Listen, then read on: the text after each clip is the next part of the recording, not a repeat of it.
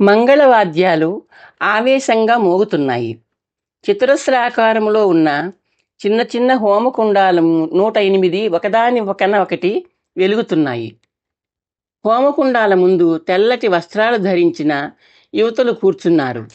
రాజగురువు మీమాంసకుడు, రాజపురోహితుడు సోమయాజి పర్యవేక్షిస్తున్నారు. మహామంత్రి కొంచెం దూరంలో నిలుచున్నాడు. హోమాగ్నులు కొండెక్కిపోకుండా సహాయకులిద్దరూ సమిధులు వేస్తూ జాగ్రత్త పడుతున్నారు. హోమకుండాల ముందు బంగారు పళ్ళేల్లో కొబ్బరికాయలు, వాటి మీద మంగళసూత్రాలు, పువ్వులు ఉన్నాయి, హారాలు ఉన్నాయి. మహారాజు మహేంద్రవర్మ వలయాకారములో పేర్చిన మల్లెమొగ్గల్లా శ్వేతవస్త్రాలతో కూర్చున్న కన్యామునుల మధ్య టీవీగా నిలుచున్నాడు. శ్వేతవస్త్రాలు ధరించిన రాజుగారి మెడలో కదంబహారం ప్రత్యేకంగా కనిపిస్తోంది. గుండ్రంగా తిరుగుతూ త్వరలో తన భార్యలుగా మారి ఆయుష్ను దానం చేయబోయే యువతులను తృప్తిగా చూస్తూ ఉండిపోయాడు. ఆయన చూపు రాగిరంగు శిరోజాలతో మెరిసిపోతున్న అనల మీద తాపడం అయిపోయింది. ఒకతే అనల, ఒకతే లతాంత కనసొంపుగా కూడా ఉన్నారు.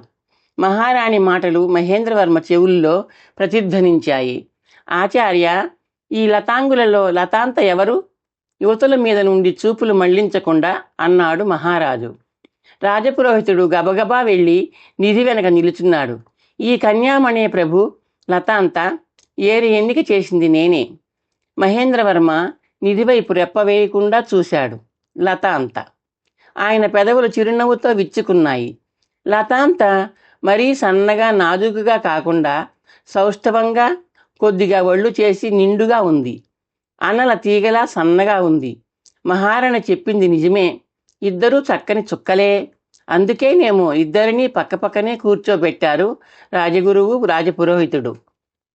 మహారాజా, తమ సామూహిక వైవాహిక కార్యక్రమం సౌభాగ్యవతి అనలతో ప్రారంభించుదాం, మీమాంసకుడు హెచ్చరించాడు.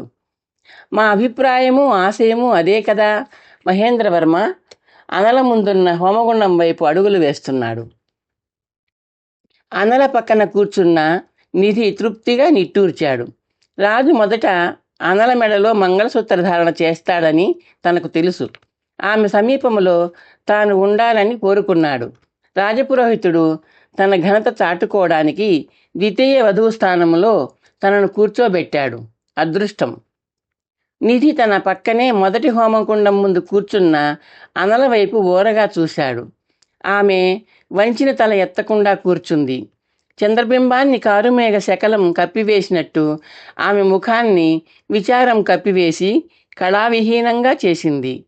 తనెవరో చెప్పాలని, ఆమెకు ధైర్యం చెప్పాలని, ఆమెను తప్పించడానికే తాను వచ్చానని తెలియజేయాలని నిధి హృదయం ఆరాటపడుతోంది. కానీ తను పెదవి విప్పలేడు, అనుకున్నది చెప్పలేడు. రహస్యం తన నోటిని కుట్టివేసింది. మహారాజా, రాజగురువు మీమాంసకుడి పిలుపు నిధి ఆలోచనలతను ఖండించింది. అనల మీద, లతాంత మీద నాటుకుపోయిన చూపుల్ని బలవంతంగా లాగి మహేంద్రవర్మ రాజగురువు వైపు చూశాడు. మహారాజా, ముహూర్తం సమీపిస్తోంది. అష్టోత్తర శతవధూమణుల కంఠసీమలలో మీరు మాంగళ్యధారణ చేయాలి. 3 ముళ్ళు వేయాలన్నమాట. మహేంద్రవర్మ అడ్డు తగులుతూ అన్నాడు. అంటే మొత్తం ఎన్ని ముడులు గురుదేవా? ఎన్నో ఎక్కడివి, కేవలం 324. రాజగురువు అన్నాడు. మంగళసూత్ర వందన కార్యక్రమం అనగానే నూతన వధూమణులు తమ భర్త గారిని పుష్పమాలికలతో అలంకరిస్తారు. తదనంతరం ఆయుర్దాన కతువు. మీ నూతన పత్నులు ఒక్కొక్కరుగా మీకు తమ ఆయుష్ను ధారపోస్తారు. అది చక్కగా శాస్త్రోక్తంగా జరగాల్సిన మహాక్రతువు. మహేంద్రవర్మ అన్నాడు. 4 వేదాలను కాచి వడబోసి ఆ మహత్తర క్రతు విధానాన్ని రూపొందించాను మహారాజా. తత్సంబంధమైన మహామంత్రాన్ని స్వయంగా నేనే దర్శించాను. ఆయుర్దాయ మంత్రద్రష్ట మీమాంసక గురువే. రాజగురువు కంఠంలో గర్వం గంటలా పలికింది. ఆర్య, ముహూర్తం మాంగళ్యధారణ, రాజపురోహితుడు హెచ్చరించాడు. వస్తున్నా సోమయాజీ, వస్తున్నా, రాజగురువు అన్నాడు. మహారాజా, సోమయాజి గారు మాంగళ్యధారణ మంత్రం పఠిస్తారు. నాతి చరామి, నాతి చరామి, నాతిచరామి అనుకుంటూ 3 ముళ్ళు వేస్తూ వెళ్ళండి. సోమయాజీ ప్రభు, ప్రథమ వధువు సౌభాగ్యవతి అనల, ద్వితీయ వధువు నేను ఎన్నిక చేసిన కన్య సౌభాగ్యవతి లతాంత. మంగళసూత్రం అందుకోండి సోమయాజి అన్నాడు. మంత్రం ప్రారంభిస్తున్నాను. మాంగళ్యం తంతునానేనా. మహేంద్రవర్మ ఉత్సాహంగా వంగి 2 చేతులతో పళ్ళెంలో కొబ్బరికాయ మీద ఉన్న మంగళసూత్రం తీసుకుని పైకి లేచాడు. నిధి ఓరగా చూస్తున్నాడు. జరగబోయే దారుణాన్ని ఆపాలి. ఆపడానికి తన చేతిలో తగిన ఆయుధం లేదు. కత్తి లేదు, పిడిబాకు లేదు. తను నిరాయుధుడు కాదు. తను ఉపయోగించగలిగే మహాయుధం తన సమీపంలోనే ఉంది. అందుకోగలిగితే చాలు. నిధి పిడికిళ్ళు ఒక్కసారిగా బిగుసుకుని వదులయ్యాయి. మంగళవాద్యాల వేగం హెచ్చింది. మహేంద్రవర్మ చేతులు అనల కంఠం వైపు కొండ చిలువుల్లా సాగుతున్నాయి. నిధి చేతులు కదిలాయి. హోమగుండంలో కుప్పగా ఏర్పడిన వేడి భస్మాన్ని నిర్భయంగా అందుకున్నాడు. చివాలన పైకి కదిలి మహేంద్రవర్మ ముఖం వైపు దూసుకెళ్ళాయి.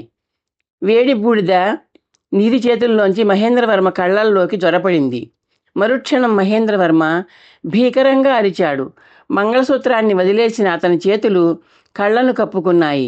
హోమాగ్నిలో మంగళసూత్రం కాలిపోతోంది. కళ్ళు, మా కళ్ళు, మంట మంట. మహేంద్రవర్మ బొబ్బలెడుతున్నాడు. రాజగురువు, రాజపురోహితుడు నివ్వెరపాటుతో చూశారు. పురోహితుడి మంత్రం మధ్యలో ఆగిపోయింది. ఏమిటి మహారాజా, హోమధూమమా? రాజగురువు ప్రశ్నించాడు. కళ్ళు కాలిపోయాయి. అబ్బా! మహేంద్రవర్మ అరుస్తున్నాడు. ఆ గోల ఆపండి. మహామంత్రి మంగళవాద్యాల వాళ్లను గద్దిస్తూ రాజు వద్దకు పరిగెత్తుకు వచ్చాడు. నిధి మెరుపులా లేచాడు. నిలుచునే ప్రయత్నం చేస్తూ కళ్ళని రుద్దుకుంటున్న మహేంద్రవర్మను వెల్లకిలా తోసేశాడు. రాజగురువు, రాజపురోహితుడిని దూరంగా తోశాడు. హోమగుండాల ముందు కూర్చున్న యువతులు నోళ్లు వెళ్ళబెట్టి చూస్తున్నారు. నిధి బిగ్గరగా అరిచాడు. పెళ్ళిళ్ళు ఇష్టం లేని యువతులందరూ లేవండి, వీళ్ల పని పట్టండి. అతన్ని ఆశ్చర్యపరుస్తూ యువతులందరూ ఒక్కసారిగా లేచారు. రాజుని, గురువుని, పురోహితుడిని చుట్టేశారు. గోలగా అరుస్తూ పెద్ద పెద్ద కళ్ళున్న పొడుగాటి యువతి అందర్నీ తోసుకుంటూ రాజును సమీపించింది. నా ప్రియుణ్ణి చంపి నన్ను బంధించి తీసుకువచ్చారు, అందుకు కారణం వీడే అంటూ వెల్లకిలా పడి మూలుగుతున్న మహేంద్రం మీద కూచుంది. కొక్కేళ్లా ఉన్న గోళ్ళని ఒకసారి చూసింది. ఈ దుర్మార్గుడి చేతుల్ని ఎడంగా లాగండి అరిచిందా యువతి. 2 యువతులు రాజు చేతుల్ని చెరోవైపు లాగారు. గట్టిగా మూసుకునే ఉన్న మహేంద్రవర్మ కళ్ళ మీదికి వాలాయి ఆమె వాడి గోళ్ళు. ముందుకు వంగిన ఆమె శిరోజాలు కారు మేఘములా క్రిందికి వాలాయి. మహేంద్రవర్మ భయంకరంగా అరిచాడు. అది అరుపు కాదు, చావుకేక.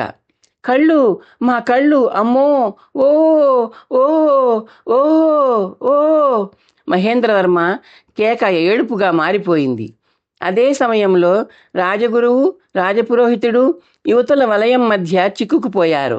నిధి అనల చేతిని పట్టుకుని చూస్తూ ఉండిపోయాడు. నా చెవులు, అమ్మో నా చెవులు ఉన్నట్టుండి రాజగురువు అరవడం ప్రారంభించాడు. అమ్మా, అమ్మాయిలు, నా చెవిపోగులు తీసేసుకోండి, చెవులు తెంపకండి, తండ్రి లాంటి వాణ్ణి, అమ్మో నా చెవులు. రాజగురువు బడితి దెబ్బలు తింటున్న పందిలా అరుస్తున్నాడు. నిధికి అర్థమైంది. ఎవరో రాజగురువు కుండలాల్ని బలంగా లాక్కుంటున్నారు. రాజపురోహితుడు మూలుగుతున్నాడు. మహేంద్రవర్మ ఎదమీద కూర్చున్న యువతి పైకి లేచింది. ఆమె గోళ్ళు, వేళ్ళు రక్తసిక్తంగా ఉన్నాయి. రాజు కళ్ళుండాల్సిన చోట 2 నెత్తురు నిండిన గుంటలున్నాయి. గురుదేవా, మా కళ్ళు పోయాయి, కనిపించడం లేదు. రాజు బొంగురుగా అరుస్తున్నాడు. నా చెవులు మహారాజా, నా చెవులు తెగిపోయాయి, అమ్మో. రాజగురువు ఏడుస్తున్నాడు. యువతల గుంపు ఏం చేస్తున్నారో నిధికి కనిపించడం లేదు. కానీ పురోహితుడి అరుపులు చెవుల్ని పగలేస్తున్నాయి. మహేంద్రవర్మ, మీమాంసకుడు, సోమయాజి బృందగానంలాగా రోదన చేస్తున్నారు. మహామంత్రి చప్పుడు చేయకుండా మెట్ల వైపు జారుకున్నాడు. మంగళవాద్యకారులు ఒక మూలలో నక్కి కూర్చున్నారు. వాళ్లతో పాటు పురోహితుడి సహాయకులు కూడా. యువతులు గోలగా అరుస్తూ దూరంగా జరిగారు. మహారాజు వెల్లకిలా పడి అటూ ఇటూ దొర్లుతున్నాడు. ఆయన ఒంటి మీద ఒక్క ఆభరణం కూడా మిగలలేదు. తెగిపోయిన చెవుల్ని చేతులతో కప్పుకొని రాజగురువు రోదిస్తున్నాడు. అతని వేళ్ల సందుల్లోంచి రక్తం కారుతోంది. రాజపురోహితుడి ముక్కు పగిలిపోయింది. పెదాల మీదుగా రక్తం కాలువ కట్టింది. రుద్రాక్షమాలలు తెగిపడుతున్నాయి. ముగ్గురి వస్త్రాలు పీలికలైపోయాయి. నిధి మంత్రముగ్ధలా తననే చూస్తూ మాటలు మరిచిపోయిన అనలను మెట్లవైపు తీసుకెళ్తూ ఆగి యువతులను చూశాడు. ఈ చెర నుండి బయటపడాలనుకునే సోదరీమణులు రండి, త్వరగా, ఎవరు అడ్డొచ్చినా ఆగకండి, రండి. యువతులు గుంపుగా నిధి వెంట మెట్లవైపు పరుగు ప్రారంభించారు. ఈ కథ మీకు నచ్చితే లైక్ చేసి, షేర్ చేసి, సబ్స్క్రైబ్ చేస్తారని ఆశిస్తున్నాను.